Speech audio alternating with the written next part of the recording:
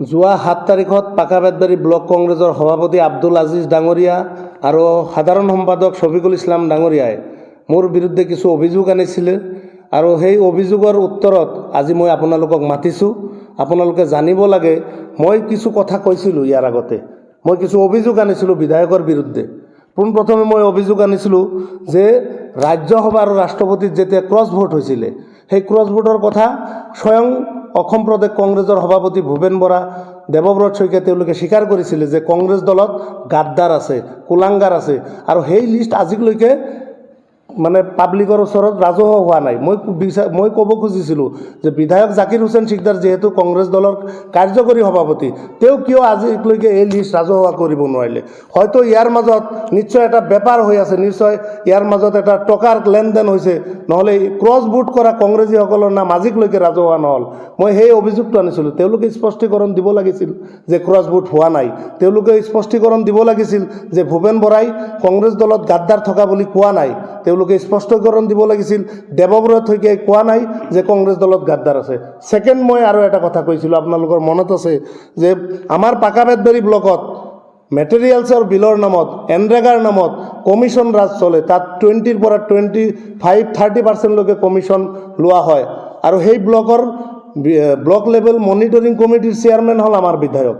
মই তাতে অভিযোগ কৰিছিলোঁ যে বিভিন্ন সময়ত অভিযোগ আহে যে এই পইচাখিনি ক'ত যায়। মই কৈছিলোঁ যিহেতু তেওঁ MLA হয়, তেওঁ ব্লকৰ মনিটৰিং কমিটিৰ চেয়াৰমেন হয়, তেওঁ যদি এইবিলাক নিশ্চয় তেওঁ অৱগত।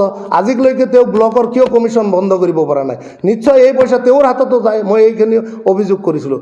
যদি ব্লকত বিধায়কে 1%ও তেওঁ নলয়, তেওঁ আজিলৈকে কিয় একশ্যন ল'ব পৰা নাই ব্লকৰ এই কমিশ্যনৰ বিৰুদ্ধে? মই তৃতীয় এটা কথা কৈছিলোঁ, আপোনালোকৰ মনত আছে অৰুণোদয় সম্পদে। অৰুণোদয় পাকাবেতবাৰী ব্লকত গোটেই সমষ্টিত কংগ্ৰেছৰ মণ্ডল প্ৰেচিডেণ্ট দুই এটাৰ নাম আপোনালোকে জানে, আমি ইয়াৰ আগতো লিষ্ট ৰাজহুৱা কৰিছিলোঁ। পূব বেতবাৰী মণ্ডল প্ৰেচিডেণ্ট, মধ্য বেতবাৰী মণ্ডল প্ৰেচিডেণ্ট, পূব বেতবাৰী GP প্ৰেচিডেণ্ট, তাৰপিছত কাউন্সিলাৰৰ হাজবেণ্ড, ভাইচ প্ৰেচিডেণ্ট, কাউন্সিলাৰৰ হাজবেণ্ড, তাৰপিছত ভাইচ প্ৰেচিডেণ্টৰ ঘৈণীয়েক, টোটেল কংগ্ৰেছীসকলৰ নামত অৰুণোদয়ৰ লিষ্টত নাম আছিলে। মই অভিযোগ আনিছিলোঁ যে বিধায়ক এইবিলাকৰ লগত জড়িত, কাৰণ এই মানুহসকল কংগ্ৰেছ দলৰ একোজন ডাঙৰ পদবীধাৰী। বিশেষকৈ তেওঁৰ লগত থকা তেওঁৰ পাৰ্চনেল এছিষ্টেণ্ট মহিবুলৰ নাম, তেওঁৰ ঘৈণীয়েকৰ নাম ইয়াত সন্নিৱিষ্ট হৈছিলে। তো এই অভিযোগ যদি মিছা, তেওঁলোকে খণ্ডন কৰিব লাগিছিল যে অৰুণোদয় কংগ্ৰেছ দলৰ কোনো মণ্ডল প্ৰেচিডেণ্ট, কোনো GPৰ প্ৰেচিডেণ্ট, কোনো পাৰ্চনেল MLA পাৰ্চনেল এছিষ্টেণ্টৰ নাম ইয়াত নাই। এইবিলাক নকৰি তেওঁলোকে কি কৰিলে? তাৰপিছত আৰু এটা কথা মই অভিযোগ আনিছিলোঁ যে বজাৰ, কয়াকুছি বজাৰ, গৰীব মানুহৰ পেটত লাত মাৰি বজাৰত উচ্ছেদ চলাই, বজাৰত জোৰ জবস্তি উচ্ছেদ চলাই সেই বজাৰত আজি দোকান বহোৱা হৈ আছে। এটা দোকানত 3 লাখ, 4 লাখ, 5 লাখকৈ টকা লোৱা হৈছে। বিধায়কৰ তৰফৰ পৰা পাকাবেতবাৰী ব্লক কংগ্ৰেছৰ পৰা স্পষ্টীকৰণ দিব লাগিছিল যে 2016 চনৰ পৰা আজিলৈকে 2025 চনলৈকে 26 আহি গ'ল, আজিলৈকে যিদিনাৰ পৰা বিধায়ক হৈছে আজিলৈকে কয়াকুছি বজাৰত কোনো দোকানী পহাৰীৰ পৰা 1 লাখ টকা লোৱা হোৱা নাই। এইটো তেওঁ স্পষ্টীকৰণ দিব লাগিছিল। যদি তেওঁলোকৰ হত সাহস আছে এইখিনি স্পষ্টীকৰণ তেওঁলোকে দিব লাগে। এইখিনি মই অভিযোগ আনিছিলোঁ। ছেকেণ্ড কথা হ'ল, আপোনালোকে জানে যে তেওঁলোকে মোক কৈছে মই প্ৰতাৰক, মই 2021 চনত কংগ্ৰেছ দল বাদ দি UDF দলত আহিছোঁ, সেইকাৰণে তেওঁলোকে মোক প্ৰতাৰক বুলি কৈছে। আজি আপোনালোকে চাওক, প্ৰাক্তন ব্লক সভাপতি দেলোৱাৰ হোসেন, তেওঁ আজি ক'ত আছে? এই UDF দলত আছে। প্ৰাক্তন জিলা পৰিষদৰ হাজবেণ্ড জালালুদ্দিন ভূঞা, তেওঁ আজি কংগ্ৰেছ দলত আছে নেকি? তেওঁ নাই। কিয় নাই? আজি প্ৰাক্তন জিলা পৰিষদ বাবুল হুছেইন, তেওঁ আজি কংগ্ৰেছ দলত নাই। কিয় নাই? এইবিলাক মানুহতো কংগ্ৰেছ দলত আছিল, ময়ো কংগ্ৰেছ দলত আছিলোঁ। বিধায়কৰ এনেকুৱা কৰ্মকাণ্ডৰ কাৰণে প্ৰত্যেকজন মানুহ দিনক দিনে কংগ্ৰেছ বাদ দি UDF দল কৰি আছে। প্ৰতাৰক মই নহয়, প্ৰতাৰক তেওঁলোক। প্ৰতাৰক মই নহয়, প্ৰতাৰক তেওঁলোক। তেওঁলোকে একবাৰ ভাবি চাব লাগে, যেতিয়া ডক্টৰ তাৰা প্ৰসাদ দাস প্ৰাক্তন বিধায়ক, সেই প্ৰাক্তন বিধায়কৰ আজিৰ যিজন বিধায়ক জাকিৰ হুছেইন সিকদাৰ, তেওঁৰ ঘৰত তেওঁৰ কি অৱদান নাই?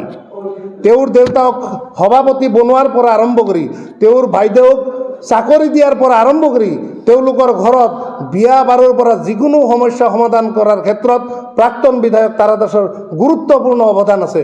কিন্তু সেই প্ৰাক্তন বিধায়ক তাৰা দাসক 2011ৰ নিৰ্বাচনত, আজিৰ বিধায়ক তেতিয়া যুৱ কংগ্ৰেছৰ সভাপতি আছিলে, তেওঁ ভিতৰে ভিতৰে গোটেই সমষ্টিত কংগ্ৰেছ দলৰ বিৰুদ্ধে তেওঁ কৰিছিল, কংগ্ৰেছ দলৰ বিৰুদ্ধে তেওঁ প্ৰৰোচনা কৰিছিল আৰু তাৰা প্ৰসাদ দাসক হেৰুৱাব লাগে আৰু UDF দলৰ আলী হুছেইনক জিকাব লাগে তেওঁ প্ৰচাৰ কৰিছিল।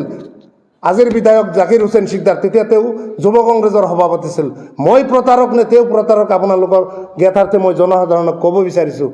তাৰপিছত দ্বিতীয় কথা হ'ল প্ৰাক্তন মন্ত্ৰী শুকুৰ আলী ডাঙৰীয়া আমাৰ চেঙাৰ, তেওঁ 2016 চনত যেতিয়া আমাৰ বিধায়কৰ টিকেট লাভ কৰিছিল, খালি বিধায়কৰ টিকেট লাভেই নহয়, তেওঁৰ যুৱ কংগ্ৰেছৰ পৰা তেওঁৰ দলীয় যিমান কাৰ্যসূচী আছিলে সেই সময়ত গোটেইখিনি মেক্সিমাম মেনেজ কৰিছিল প্ৰাক্তন বিধায়ক শুকুৰ ছাৰে। আৰু তেওঁৰ টিকেটৰ ক্ষেত্ৰত তেওঁ শুকুৰ ছাৰ আৰু শুকুৰ ছাৰৰ ঘৈণীয়েক প্ৰয়াত তৰুণ গগৈদেৱৰ হাতে ভৰি ধৰিছিল যে জাকিৰ হুছেইনৰ টিকেট হ'ব লাগে।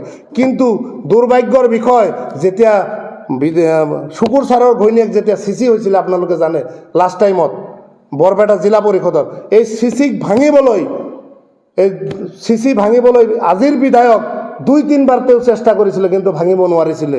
প্ৰতাৰক মই নে প্ৰতাৰক জাকিৰ হুছেইন সিকদাৰ, এইটো আপোনালোকৰ বিচাৰৰ কাৰণে মই কৈ আছোঁ।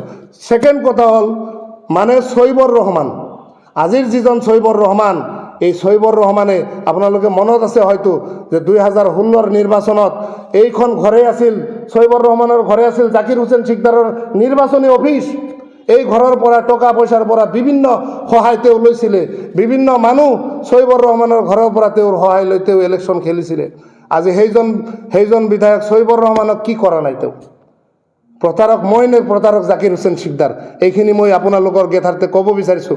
তেওঁলোকে মোক 48 ঘণ্টা সময় দিছিলে, মই ক্ষমা খুজিব লাগে। মই কিয় ক্ষমা খুজিম? মই কৈছোঁ, মই যিখিনি কথা কৈছোঁ একেবাৰে সঁচা কথা কৈছোঁ, আৰু যদি সঁচা কোৱা নাই আপোনালোকে স্পষ্টীকৰণ দিব লাগে। থাৰ্ড আৰু ইম্পৰ্টেণ্ট কথা হ'ল তেওঁলোকে ছৈবৰ ৰহমান ছাৰৰ সম্বন্ধে বিভিন্ন ধৰণৰ মন্তব্য দিছে, তেওঁলোকে অভিযোগ আনিছে যে তেওঁ গোটেই অসমৰ ভিতৰত দুৰ্নীতিগ্ৰস্ত বিষয়া। কিন্তু আপোনালোকে জানে যে আজিৰ ডেটত তেওঁক যিজন বিধায়ক সকলোতকৈ বেছি বিজেপিৰ লগত যাৰ সম্পৰ্ক, যিজন বিধায়কৰ লগত বিজেপিৰ দিনে ৰাতি কথা বাৰ্তা হৈ থাকে, সেই বিধায়কৰ নেতৃত্বত আজিৰ ছৈবৰ ৰহমানৰ ওপৰত এনেকুৱা অভিযোগ আনিছিলে। আৰু গভৰ্ণমেণ্ট অফ আছামে চালি জাৰি চাই তেওঁক আজি আকৌ কি কৰিছে, তেওঁৰ ছাছপেনশ্যন উঠাই দিছে, তেওঁ আজি চাকৰি কৰি আছে। তেওঁৰ যদি এই অভিযোগ সত্য হ'লে হয়, তেওঁ আজি জেলত থাকিবলগীয়া হয়, তেওঁ আজি চাকৰি কৰি আছে। আৰু তেওঁক এইবিলাক কোনে কৰাইছে গোটেই সমষ্টিৰ মানুহে জানে, আমাৰ সমষ্টিৰ প্ৰত্যেকজন মানুহে জানে যে কাৰ চক্ৰান্তত আজি ছৈবৰ ৰহমানক ইমান হাৰাশাস্তি কৰা হৈছে। গতিকে এই গোটেইখিনি কথা লৈ মই আজি আপোনালোকক মাতিছোঁ।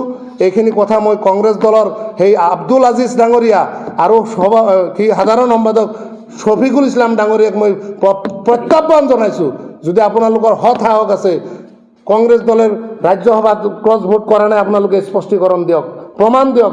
পাকাবেদবাৰী ব্লকত মই আপোনালোকক স্পষ্টকৈ কওঁ, পাকাবেদবাৰী ব্লকত এজন কম্পিউটাৰ এছিষ্টেণ্ট আছে, তেওঁৰ চাকৰি যাবৰ কাৰণে মই আজি ৰেকৰ্ডিং বজোৱা নাই ইয়াত, তেওঁৰ চাকৰি গুচি যাব। ইয়াত কিমান টকা পাৰ্চেণ্টেজ লয়, পাৰ্চেণ্টেজ কাৰ হাতত যায়, এই ৰেকৰ্ডিঙো মোৰ তাত আছে। প্ৰয়োজন হ'লে মই পৰৱৰ্তী সময়তে ৰেকৰ্ডিঙো মই ফাদিল কৰিবলৈ বাধ্য হ'ম। তেওঁৰ পৰিয়াল, তেওঁৰ ঘৰৰ কথা মই চিন্তা কৰি আজি এই ৰেকৰ্ডিং ফাদিল কৰা নাই। আজি বজাৰ কয়াকুছি বজাৰ, আপোনালোকে সাংবাদিকদাতাসকল আছে, আপোনালোকে কালিৰ পৰা কয়াকুছি বজাৰত যাওক, প্ৰত্যেক দোকানক সোধক যে দোকানৰ পৰা এই যিবিলাক চান্দি বজাৰৰ যিমান দোকান পোহাৰী হৈছে তাতে পইচা লোৱা হৈছে নে নাই। আৰু এই চান্দি বজাৰৰ হাটলেচিৰ মালিক কোন আছিল? বিধায়কৰ সকলো সম্পৰ্কীয় মানুহ। আজি ব্লকৰ সভাপতি কোন?